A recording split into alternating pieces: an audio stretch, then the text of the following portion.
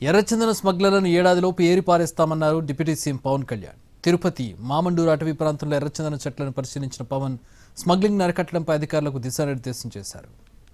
Andhra Pradesh deputy CM Pawan Kalyan ఎర్రచందనం smuggling కట్టడిపై దృష్టి సారించారు. ప్రత్యేక విమానంలో విజయవాడ నుంచి రేణిగుంట విమానాశ్రయంకి చేరుకున్న పవన్ నేరుగా రోడ్డు మార్గంలో మామండూరు అటవీ ప్రాంతానికి చేరుకున్నారు.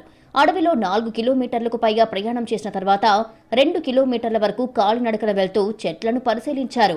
ఎర్రచందనం, అంకుడు, తెల్లమద్ది, వెదురుతో పాటు శేషాచలంలో మాత్రమే కనబడే అరుదైన మొక్కలు పరిశీలించి అటవీ అధికారుల నుంచి వివరాలు తెలుసుకున్నారు. మామండూరు తర్వాత మంగళంలో ఉన్న అటవీ శాఖకు చెందిన ఎర్రచందనం గోడౌన్ను పవన్ కళ్యాణ్ పరిశీలించారు.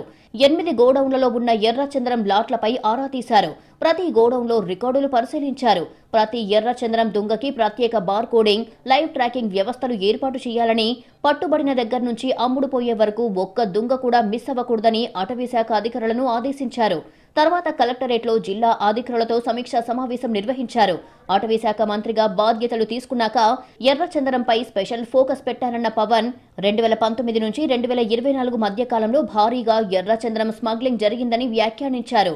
ఒక అంచనా ప్రకారం గత 5 ఏళ్ల కాలంలో 8 నుంచి 10,000 కోట్ల ఎర్రచందనం స్మగ్లింగ్ జరిగిందన్న పవన్ మన నుంచి తరలిపోయి కర్ణాటకలో ఎర్రచందనం పట్టుబడిందని, వాటినమ్మి కర్ణాటక సర్కార్ 140 కోట్ల రూపాయలు సొమ్ము చేసుకుందని చెప్పారు. ఎర్రచందనం స్మగ్లింగ్ కి సహకరించే వారిపై కూడా చర్యలు తీసుకుంటామన్న డిప్యూటీ సీఎం వారి ఆస్తులు కూడా సీజ్ చేస్తామని హెచ్చరించారు.